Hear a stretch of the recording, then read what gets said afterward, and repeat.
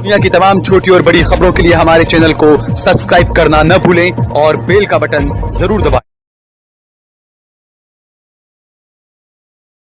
मैं सहल कुरैशी। उत्तर प्रदेश के चुनाव के 2 चरण पूरे हो चुके हैं और अब बाकी के 5 चरण बचे हैं। और जिस तरीके से पहले 2 चरण में जिस तरीके से मुस्लिम वोटों को दिखाया गया कि मुसलमानों ने बढ़ चढ़कर वोटिंग की है, लेकिन ये मानकर चलिए उत्तर प्रदेश के चुनाव का जो सत्ता का रास्ता है वो अगले 5 चरण के चुनाव ही तय करेंगे। इस बारे में अलग अलग राय आ रही है, अलग अलग सबके ओपिनियंस आ रहे हैं। अजीत अंजुम जो है उत्तर प्रदेश के दौरे पर हैं, अलग अलग जगहों पर जाकर लोगों से बात कर रहे हैं। रवीश कुमार इसको लेकर प्रोग्राम्स कर रहे हैं।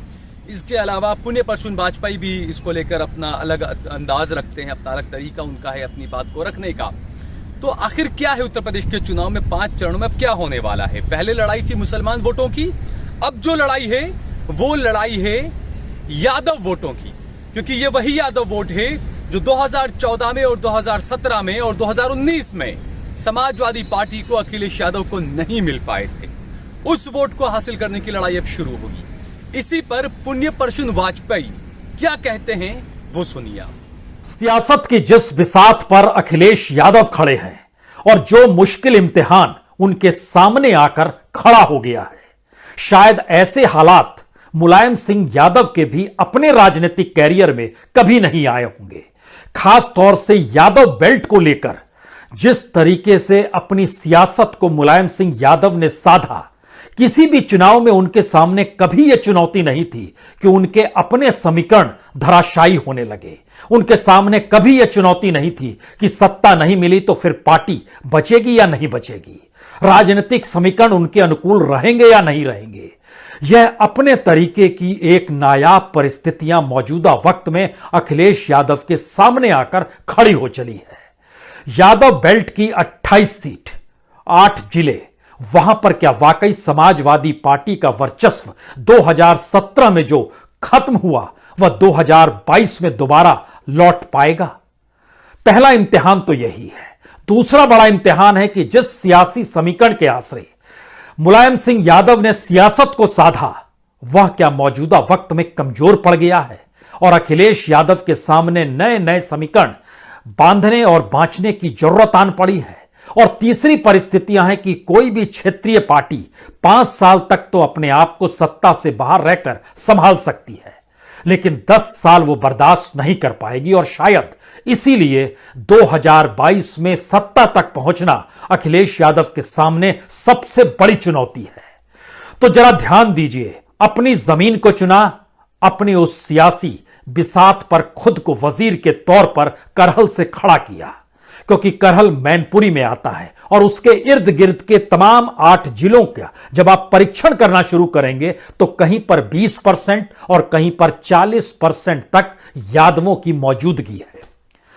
यादव और मुस्लिम यानी एमवाय समीकरण उत्तर प्रदेश के भीतर में लगातार चला है, लेकिन इस इलाके में खास तौर से मुसलमानों की मौजूदगी उतनी है नहीं। यहां पर सवर्णों की मौजूदगी है, दलितों की मौजूदगी है।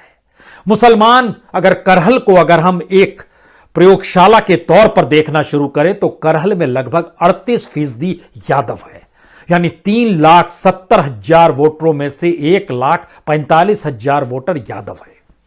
उसके बाद सिर्फ 5% ही मुसलमान है और दूसरी तरफ सवर्ण जातियों की मौजूदगी लगभग 20% है। 20% दलितों की भी मौजूदगी है। शायद इसीलिए जब जब इस यादव बेल्ट में समाजवादी पार्टी सत्ता में आई तो दूसरे नंबर पर यह चुनौती देती हुई बीएसपी यानी मायावती ही नजर आई। बीजेपी का कहीं अता पता नहीं था, लेकिन 2017 से जो हवा बही और 2019 के लोकसभा चुनाव में भी ओबीसी वोट बैंक छितरा गया। यहां तक कि गोत्र को लेकर जैसे घोसी यादव है वह भी कहीं बीजेपी के साथ चला गया। डिंपल यादव तक लोकसभा चुनाव हार गई। तो बड़ी ही बारीकी से यहां पर पुण्य परशुन वाजपेयी ने बताया कि आखिरकार किस तरीके की राजनीति चलती है उत्तर प्रदेश में, किस तरीके से यादव मुस्लिम वोटों का गठजोड़ बनाने की कोशिश कर रही थी समाजवादी पार्टी, लेकिन अखिलेश यादव के लिए राह इतनी आसान नहीं है। इसके अलावा आखिरकार ऐसा तो क्या हुआ कि अखिलेश यादव को अब अपने बीमार पिता और 3 मर्तबा मुख्यमंत्री रहे उत्तर प्रदेश के समाजवादी पार्टी के नेता मुलायम सिंह यादव को चुनाव प्रचार में लाना पड़ा। जब अखिलेश यादव अपना चुनावी रथ लेकर निकले तो साथ में उनके चाचा शिवपाल यादव भी थे और उनके साथ मुलायम सिंह यादव भी रथ में सवार थे। तो ये क्या वजह है, आखिरकार क्यों मुलायम सिंह यादव को लाना पड़ा? क्या अखिलेश युवा होकर क्या यादवों में वो अलग नहीं जगा पा रहे हैं? क्या मुलायम सिंह यादव भी वो चेहरा है जो यादवों का वोट समाजवादी पार्टी को अखिलेश को दिला सकते हैं? इस पर क्या कह रहे हैं पुण्य पुरुष वाजपेयी, वो भी सुनिए आप। खुद अपने परिवार की राजनीति को संभालने के लिए इस उत्तर प्रदेश को बांधना और उत्तर प्रदेश को बांधने के बाद देश की सियासत में अपने आप को मजबूती के साथ कैसे रखा जा सकता है, मुलायम सिंह ने इसकी बिसात अपने काल में बाखूबी बिछाई। तो क्या इस वक्त मुलायम को करहल में प्रचार करने के लिए लाने की जरूरत सियासी तौर पर इसलिए पड़ गई कि कहीं अखिलेश यादव को यह महसूस होने लगा कि कहीं एकजुटता टूटी हुई नजर ना आए? क्योंकि 2019 के वक्त 2017 में ही हर किसी ने देखा था कि किस तरीके से मुलायम सिंह यादव और वहां पर राम गोपाल यादव और किस तरीके से अखिलेश यादव के साथ दिल्ली में जो तीसरे भाई थे उनकी मौजूदगी क्या कुछ कर रही थी, और यह बड़ी चोट थी समाजवादी पार्टी को लेकर। लेकिन हमें लगता है कि आज अखिलेश यादव के जरिए, यादव बेल्ट के जरिए, उत्तर प्रदेश की सियासत के जरिए जरा उन परिस्थितियों को समझ लीजिए। क्योंकि उत्तर प्रदेश के भीतर में जिस परिवार ने 4 बार मुख्यमंत्री पद पर अपना दावा ठोका नहीं बल्कि मुख्यमंत्री रहकर भोगा है, वह मुलायम सिंह यादव 3 बार मुख्यमंत्री रहे और अखिलेश 1 बार, यानी 4 बार मुख्यमंत्री रह चुके हैं। हम उस दिशा में आपको आज इस प्रयोग के साथ ले चलना चाहते हैं कि आखिर यह इम्तिहान कितना बड़ा है। और उत्तर प्रदेश के भीतर में जब अमित शाह पहुंचते हैं इस इलाके में तो कहते हैं सिर्फ करहल की सीट अगर हम जीत गए तो यह 300 सीटों के बराबर होगी। यह वह क्यों कहते हैं? और योगी आदित्यनाथ जब आज वहां पर पहुंचते हैं तो वो तमाम ताना बाना जिस तरीके से मुलायम सिंह यादव, अखिलेश यादव, समाजवादी पार्टी की सरकार और उसके इर्द गिर्द का ताना बाना बुनते हुए वह जिस तरीके से उसमें हल्का सा छौंक धर्म का भी लगाते हैं और नए उत्तर प्रदेश की उद्घोषणा करते हैं, इसका मतलब बहुत साफ है कि 2022 के चुनाव से और उसके परिणामों से जो निकलने वाला है वह सिर्फ समाजवादी पार्टी का भविष्य तय नहीं करेगा बल्कि 2024 की दिशा क्या होगी और उसमें कौन से खतरे समाजवादी पार्टी बीजेपी के लिए खड़े कर सकती है। इस चुनाव परिणाम के साथ वो इस यादव बेल्ट को लेकर भी जुड़ा हुआ है। इतना महत्वपूर्ण है यह पूरा बेल्ट, जो परसेप्शन के लिहाज से और शायद गणित के लिहाज से भी, समीकरण के लिहाज से भी और सियासी जमीन के भी लिहाज से। इटावा, औरैया, फिरोजाबाद, मैनपुरी, एटा, कन्नौज, कासगंज और फर्रुखाबाद। एमवाई समीकरण बहुत साफ कहता है, मुलायम और मुस्लिम और यादव समीकरण बहुत साफ कहता है 40% वोट तो आपके पास आ जाएंगे।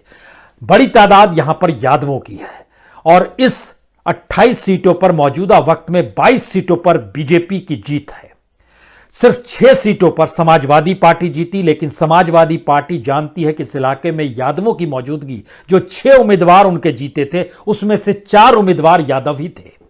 और जब 2012 में यहां पर 26 सीटों पर समाजवादी पार्टी जीती थी तो 10 यादव कैंडिडेट समाजवादी पार्टी के ही जीते थे जो विधानसभा पहुंचे थे।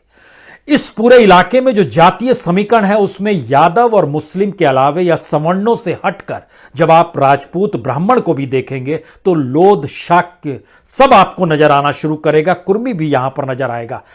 कई सवाल इसमें है कि क्या बीजेपी ने नए तरीके से अगर करहल में बघेल को खड़ा किया और बघेल, एसपी बघेल जो खड़े हुए वहां पर वह शिष्य रहे हैं मुलायम सिंह यादव के, जो अपनी रैलियों में लगातार कहते थे कि दरअसल मैं तो शिष्य हूं और शिष्य ज्यादा पाक साफ है बेटे के, क्योंकि 2017 की लड़ाई बाप बेटे की हर किसी ने देख ली। इसीलिए अखिलेश यादव मुलायम सिंह यादव को लेकर आए बताने के लिए कि परिवार परिवार होता है। और अपने भाषणों में वो उन्होंने जिक्र किया जिनके पास परिवार नहीं वो परिवार की संवेदनशीलता या फिर उसकी नाजुक परिस्थितियों को समझ नहीं पाएंगे।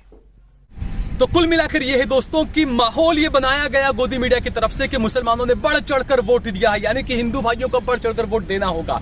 तो ये यकीनन तय है कि पहले 2 जो चरण थे मुसलमानों को सबसे ज्यादा वहां पर वोट देना था, मुसलमान दे चुके। अब आगे जो 5 चरण हैं उसमें मेरे हिंदू भाइयों को जबरदस्त तरीके से उकसाया जाएगा, वर्गलाया जाएगा और हिंदू वोटों को जो है वो खतरनाक तरीके से, बाकायदा ये कह सकते हैं कि हिंदू वोटों की मॉब लिंचिंग की जाएगी। और उसके बाद आखिरकार अब ये आखिर में 10 मार्च को ही तय हो पाएगा कि आखिरकार जो बड़े बड़े दावे, बड़े बड़े वादे कर रहे हैं कि अखिलेश की हवा चल रही है या योगी के काम पर जनता खुश है, ये अब जो है वो 10 मार्च को ही तय होगा। लेकिन उससे पहले के जो 5 चरण हैं वो काफी, वो कहते क्रूशियल होंगे, बीजेपी के लिए ही नहीं, समाजवादी पार्टी के लिए भी ये जो है वो अब देखना होगा। अगर आपको ये वीडियो पसंद आए तो इस पर कमेंट करिए, इसे लाइक करिए, इसे ज्यादा से ज्यादा शेयर करिए और अगर आपने हमारा चैनल देश लाइव सब्सक्राइब न किया हो तो हमारे चैनल को जरूर सब्सक्राइब करिए।